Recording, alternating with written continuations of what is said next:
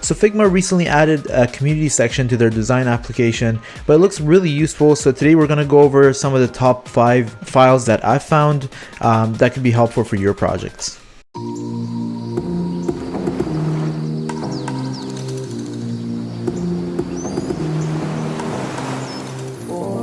Cool. So before community, Figma had a plugins page. There was no page to find templates. You just had to go online, and then from there you'd be able to duplicate a template that someone else had made into your own files. But now they all kind of organize everything into this one place that you see over here. And there's a ton of files and templates and plugins shared by the community, which is awesome. Hence the new tab, community. So I'll go over some of the really useful ones that I've found that might be useful for your projects. So the first one right here is the Figma iOS UI kit. Now it's free, as you can see over here, so you can just double click into it, and then from here you'll be able to actually see a preview of it. If you want, you can actually go ahead and duplicate this so you can open it up in your own files in Figma. So what this will do, it will go ahead and actually make a copy inside of your own Figma application. And then from there, you can actually go ahead and play around with it and use whatever you like. The reason why I like this particular file is that it has a lot of the common kind of the design concepts and the UI that we see from Apple, and everything kind of matches Apple's UI guidelines, which is what you want when you're developing an app for the iPhone. So yeah, from here, you can definitely use some of their resources in your own files. They even have access to the fonts, so you can download the Apple fonts to be able to actually open this file, the navigation bars, and really a bunch of other stuff that is pretty useful when you're designing an iPhone app. So keep in mind that for all these files that we're going to go through today, you can actually just look it up by searching it over here at the top. So the one that we just looked at was iOS UI kit. So if you search that, you'll see it will come up right here. It's this one right here. And I will also leave a link in the description so you can just quickly access them if you want. The next one I want to go over is called material theming. So I'm going to search that up. And it's actually this first one right here. Again, this is similar to the iOS template or the file, but this one's for Android. So if you want to design an Android app, then you'll be able to use this to include the elements or the objects from Google's material design into your own designs here. Pretty cool. They even have a page on how to get started, material study. So you can definitely review these if you like, and especially if you're working on an Android app.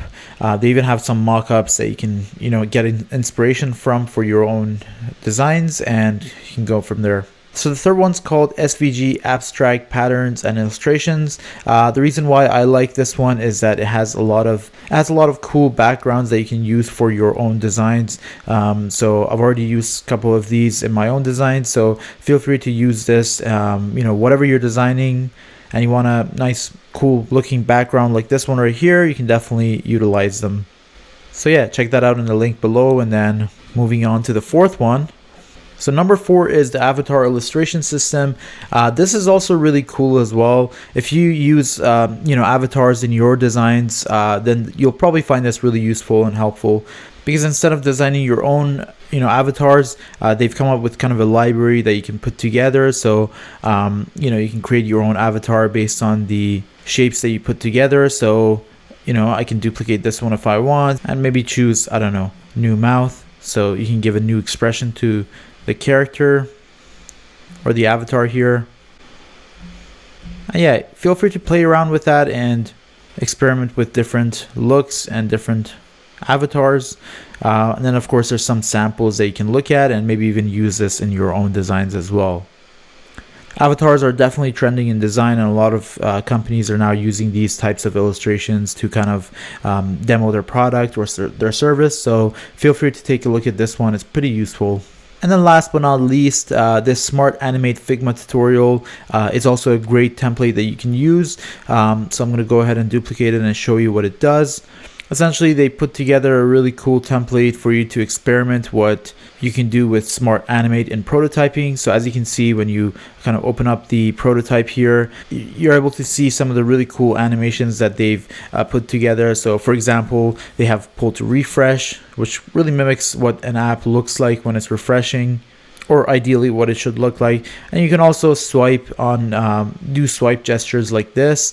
So if you want to delete, let's say, this email, you can do that from here as well. So this is a pretty cool design that they put together to show you kind of, what you can do with Smart Animate and how powerful it can be. So if you're using Smart Animations, definitely check out this template and hopefully you find it useful.